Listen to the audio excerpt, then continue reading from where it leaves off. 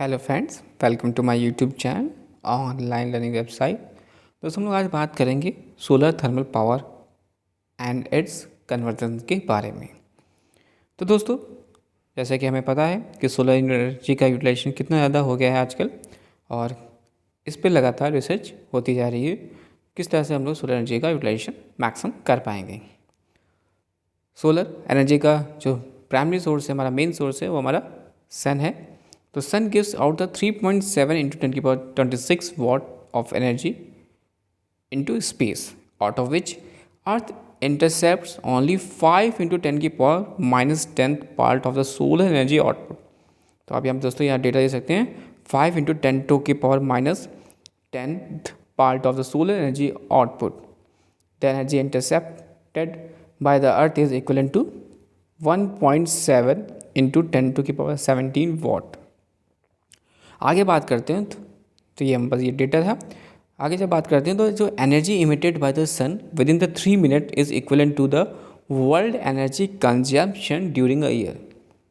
ये काफ़ी ज़्यादा इंपॉर्टेंट लाइन है कि जो energy emitted by the sun within the 3 minute is equivalent to the world energy consumption during a year.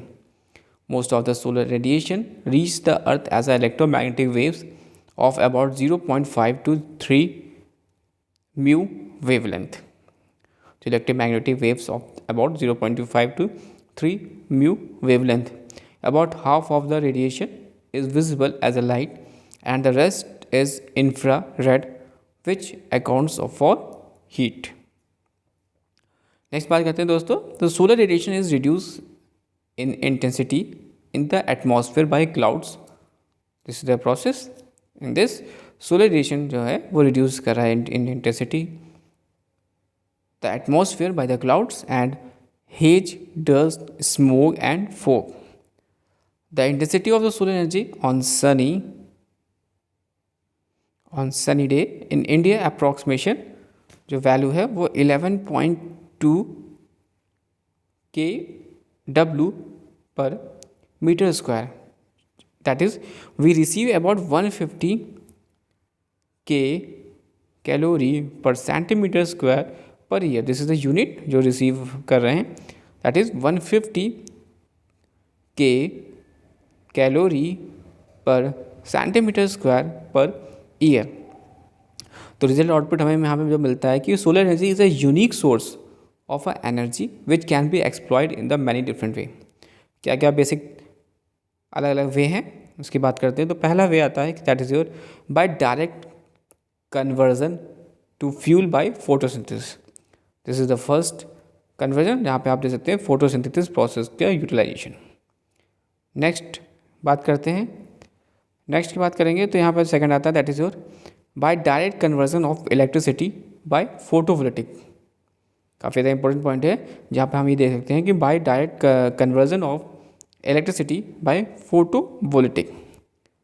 And the third that is by conversion to electricity via thermo electric power system. कौन सा power system है दोस्तों? Thermo electric power system.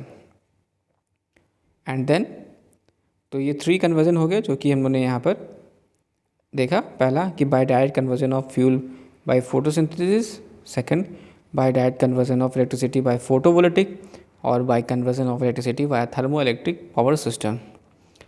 Out of these 3 ways, thermoelectric system is the most promising presently, as the technology and economics for the other 2 systems are still far away from acceptable limits। तो यहाँ पे हमने ये देखा कि solar energy एक unique source है energy का जो कि which can be exploited in the अलग अलग डिफरेंट वे। इसने पहले बात की जो कि बाय डायरेक्ट कन्वर्जन है to a fuel by photosynthesis processes, और second by direct conversion to electricity by photovoltaic, और third by conversion of electricity via thermo electric power system. तो ये अलग अलग तरीके हैं जिनको आपको याद करना है, समझना है कि सोलर एनर्जी हमारा जो यूनिक सोर्स ऑफ एनर्जी है उसको हम कैसे यूज़ आउट कर पा रहे हैं। और इसके अलावा जो बात करते हैं तो thermo electric system is the most promising presently as a technology of and economics for other 2 system are still far away from the acceptable limits. Thanks for watching sharing. Next में हम बात करेंगे सोलर कलेक्टर्स के बारे में।